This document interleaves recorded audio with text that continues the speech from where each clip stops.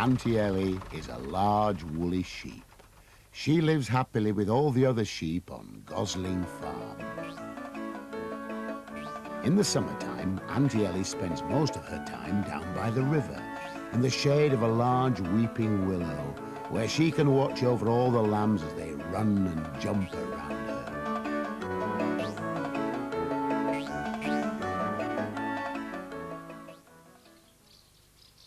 One morning in June, Little Red Tractor awoke to a loud commotion above his cab.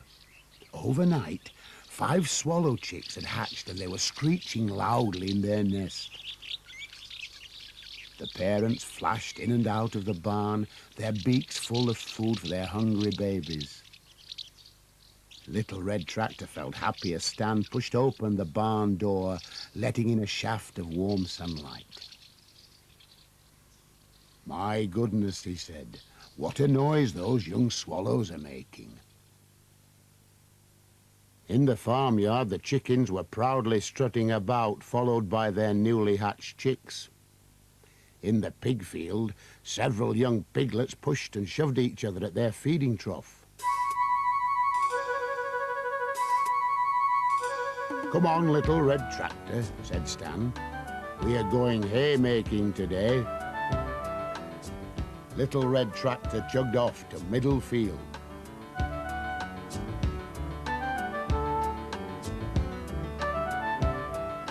When they got there, Stan hooked Little Red Tractor onto the hay turning machine. This funny-looking thing turns the newly cut hay so that the sun can dry it on all sides. Little Red Tractor knew that this was a very important job because without hay, the farm animals would not have enough to eat in the cold winter. For nearly 2 hours, Little Red Tractor chugged up and down the meadow, getting hotter and hotter. "Right," said Stan as they reached the bottom of the field. "Let's take a break." When his engine was switched off, Little Red Tractor gave a sigh of relief. Stan sat down beneath an old oak tree and took a long drink from his bottle of lemonade. Patch trotted over to the little brook for a drink of cool water. Suddenly, Patch barked and Little Red Tractor hooted loudly. "What's up?" said Stan, getting up to take a look. The sheep were grazing happily in the upper meadow, but lower down by the river, something was happening. All the lambs who had been sitting quietly with Auntie Ellie were bouncing up and down.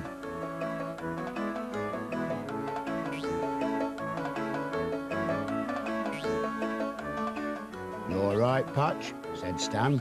"Good girl. Come on, Little Red Tractor. We had better go and see what all the fuss is about." Stan unhooked the hay-turning machine, and in no time at all they were bouncing over the bumpy meadow at full speed towards the river.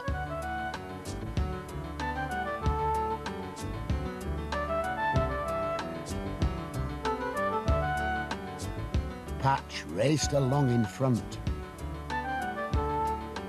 When they got there, Stan, Patch and Little Red Tractor were surprised to find Auntie Ellie standing in the middle of the river looking very wet and very sorry for herself.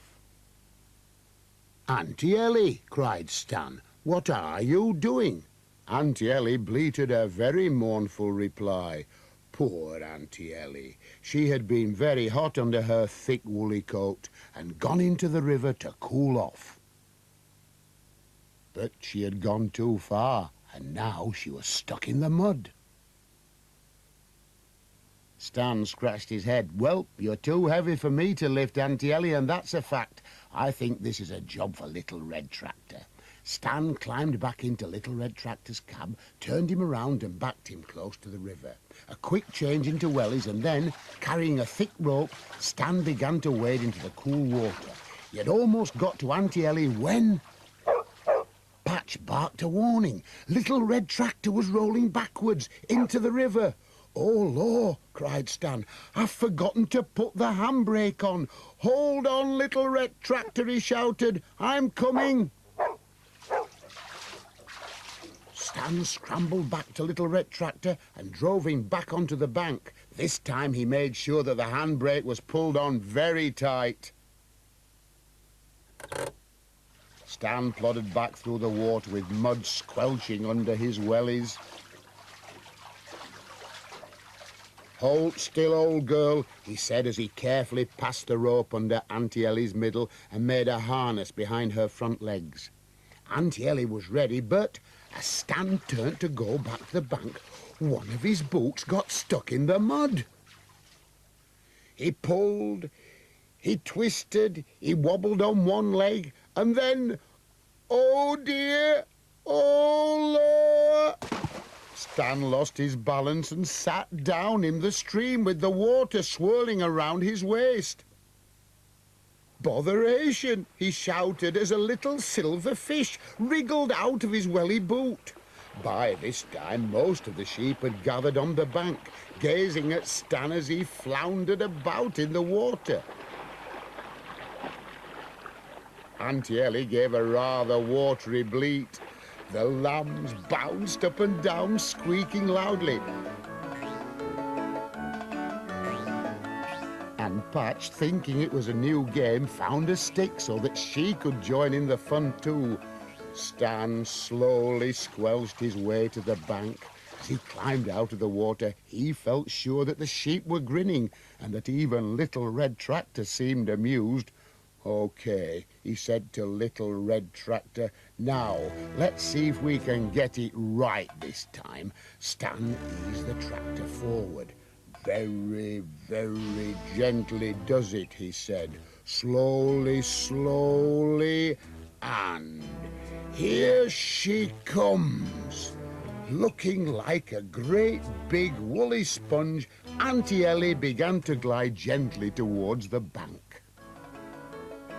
The lambs bounced up and down with excitement.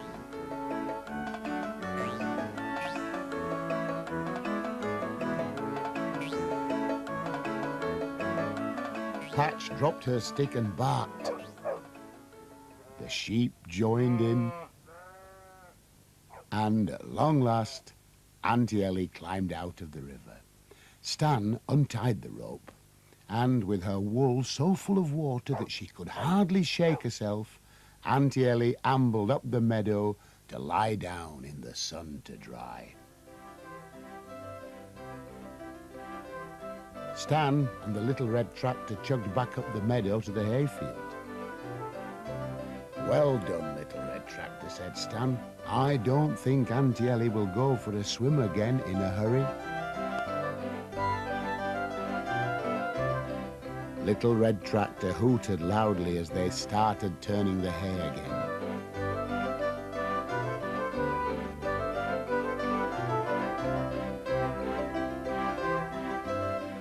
They drove past Stan's wellies, which were steaming in the hot sunshine.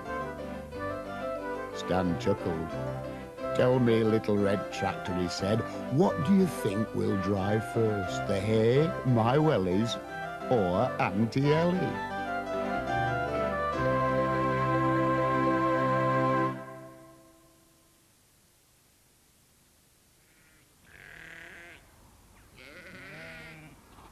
Auntie Ellie is an ewe. That's the proper name for a female sheep. Do you think Auntie Ellie could be somewhere amongst all these ewes? Hello, who's this? Is it the real Patch? I wonder what she's looking at. I think she's guarding the lambs, don't you? Yes, you're right. These lambs are only a day old. No wonder Patch is keeping an eye on them. Some of the ewes have 2 or 3 lambs at a time, and that means they can't always provide enough milk. That's when the farmer lends a hand. I don't think that's Stan. He's not wearing a cap. It may not be the real thing, but this lamb loves it.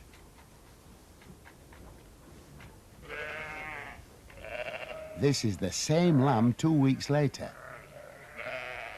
Do you know what the lambs are eating? Is it hay or is it straw? What do you think?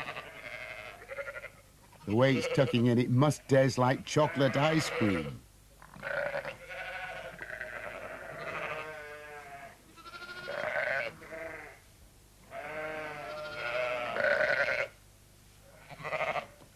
Have you noticed that all the lambs have a tag or coloured marking? That helps the farmer to return a lost lamb to its mother.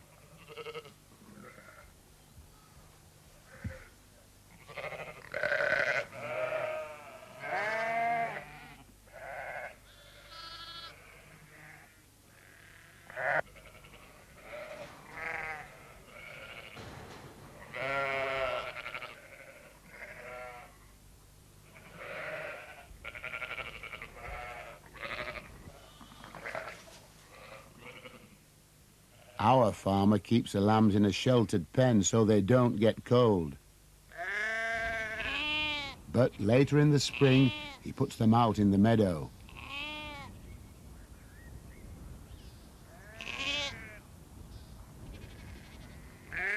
The lamb we saw feeding from the bottle is now 2 months old.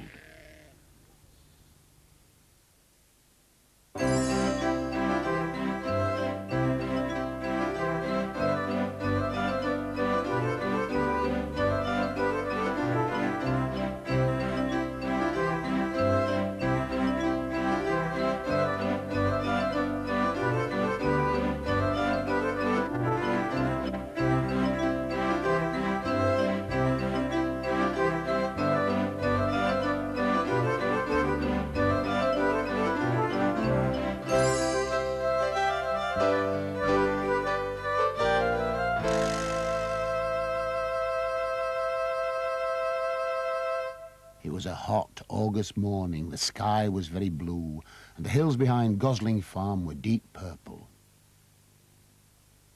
"Come on, gal," Stan said to Patch. "We must go and check the corn." Patch was not sure what checking the corn meant, but it sounded fun, so she wagged her tail in agreement and ran ahead of Stan as he made his way to Topacre Field. In Topacre Field, the golden wheat swayed gently in the breeze.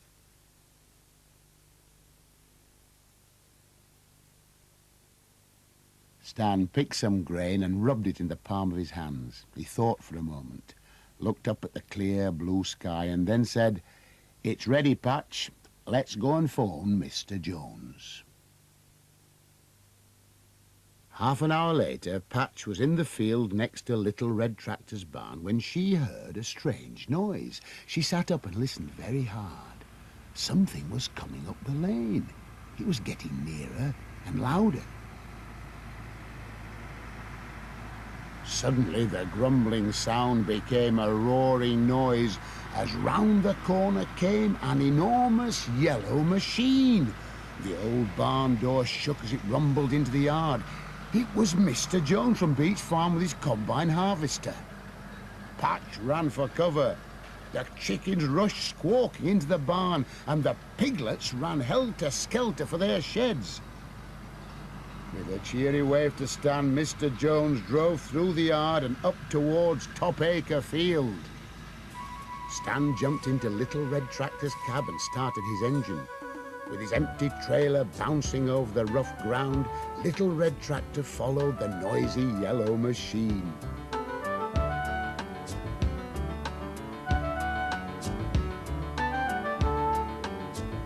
When they arrived in Topacre Field, Stan and Mr. Jones looked at the wheat and had a chat.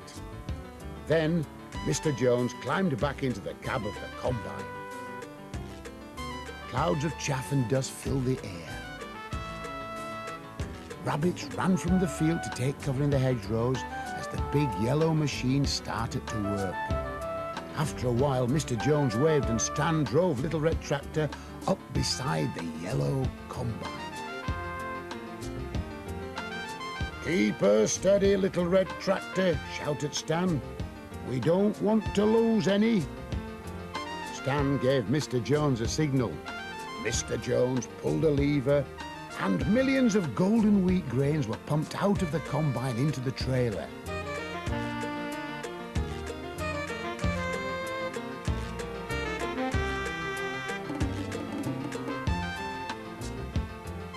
When the job was done, Stan and Mr. Jones sat down and drank a glass of lemonade. All was quiet once more, and Patch, who had been keeping well out of the way, ran across the fresh stubble to lie in the shade of the little red tractor. When they had finished their lemonade, Stan thanked Mr. Jones, and the great yellow machine lumbered off down the lane and back to Beach Farm. Patch jumped up into Little Red Tractor's cab with a sigh of relief. "Move over," said Stan as he climbed in beside her. "We've got more work to do."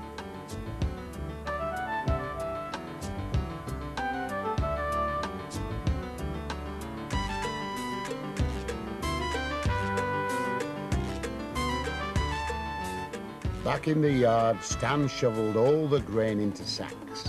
He carried some into the barn for the chickens' winter feed. The rest he loaded back onto Little Red Tractor's trailer. Then he said, "Come on, Patch, we're going up to Stumpy's mill." The grassy track leading out of Gosling Farm was very bumpy. When they turned into Mill Lane, Patch could see Stumpy's mill. It stood on high ground above Gosling Farm, where on all but the calmest of days there was enough wind to turn the great wooden sails.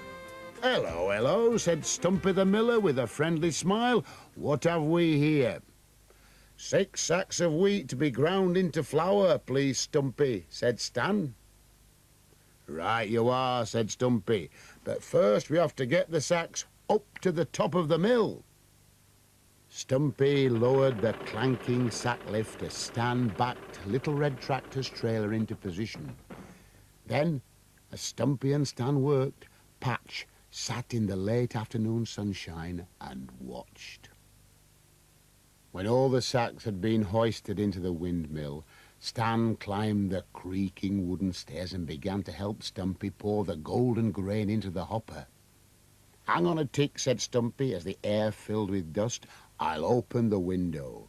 As he swung the window open, Stumpy gasped in surprise.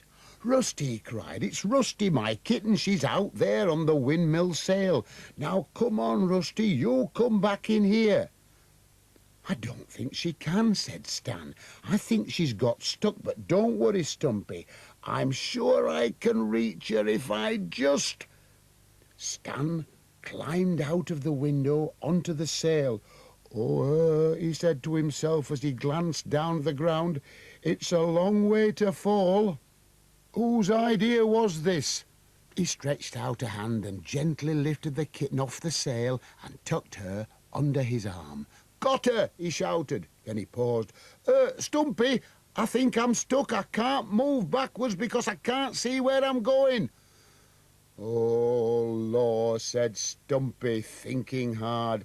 "Tell you what, Stan, if I ease the brake off, the sails will go round and take you down to the ground." "OK," said Stan, "but please be careful. I don't want to spend the rest of the day going round and round on your windmill." Stumpy slowly let the brake handle off, and with a creak and a groan, the heavy wooden sails began to turn. "Whoa, whoa, hang on," wailed Stan. "I'm turning upside down."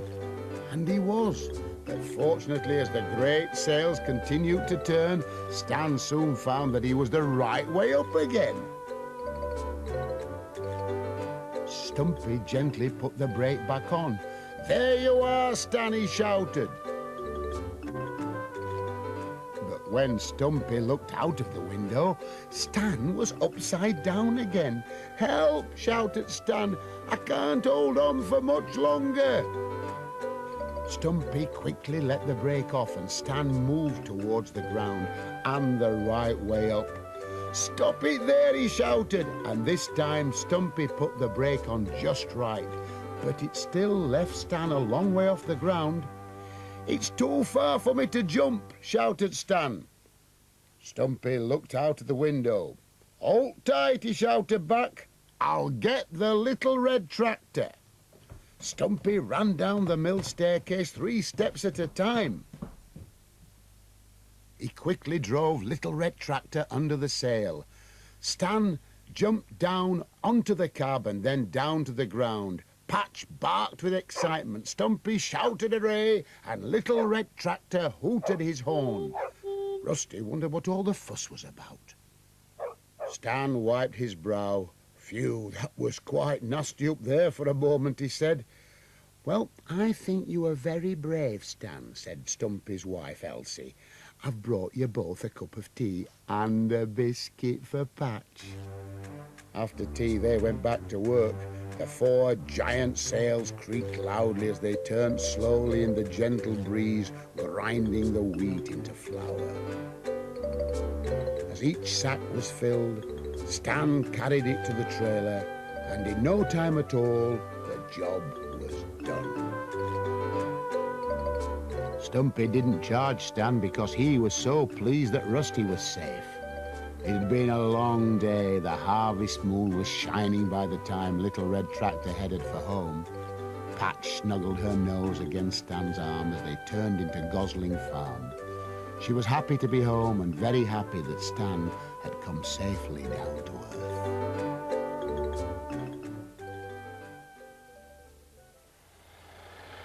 I think this tractor's too big to be the real little red tractor, don't you? The farmer is getting the field ready for sowing with a harrow.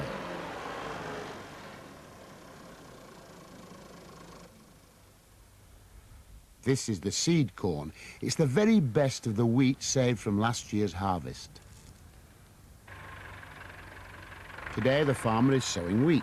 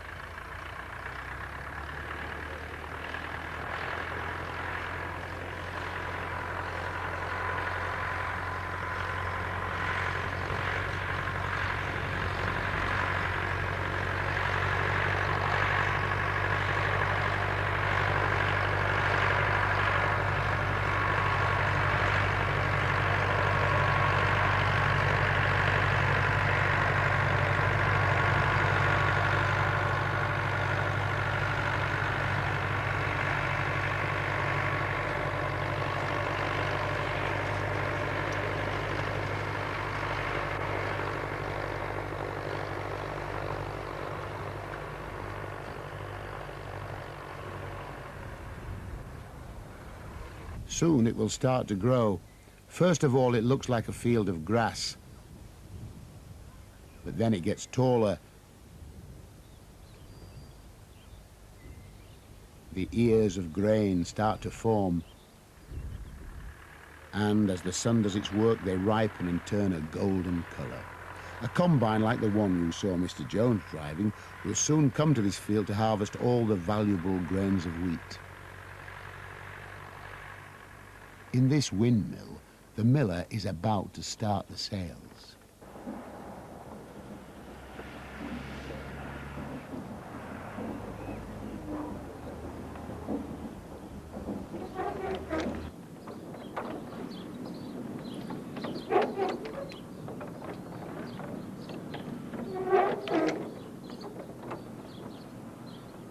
The sails turn the stout wooden shafts and massive wheels and cogs that drive the mill stones.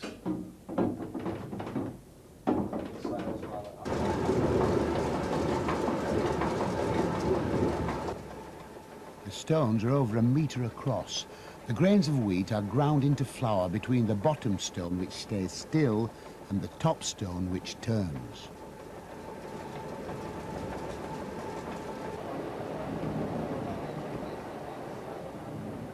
In the light breeze that's blowing today, the miller expects to fill one of these sacks in an hour. Do you remember how Stumpy and Stan hoisted the sacks of wheat up to the top of the mill? In this mill, the sacks are hoisted up by a sack hoist, which uses power provided by the wind and the great wooden sails.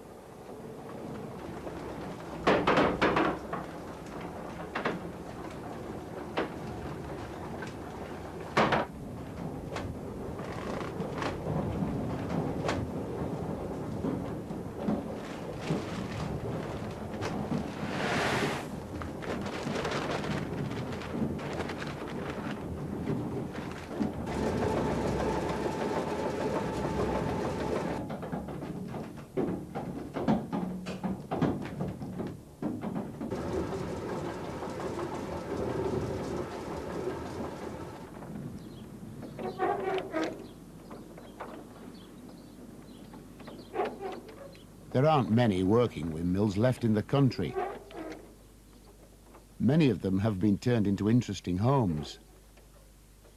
Others were never windmills at all, but wind pumps. And then there were water mills. They used fast-flowing water to turn the millstones.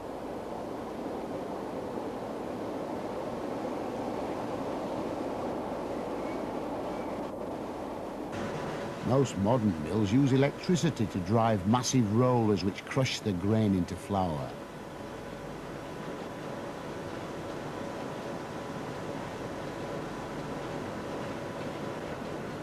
But this mill is different. They're not making flour for bread.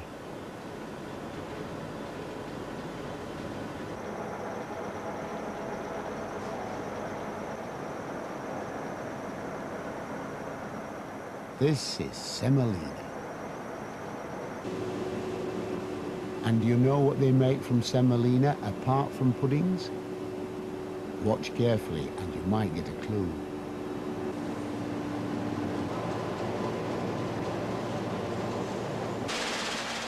Have you got it? You're right, they're making pasta shapes, and best of all, in this enormous machine they're making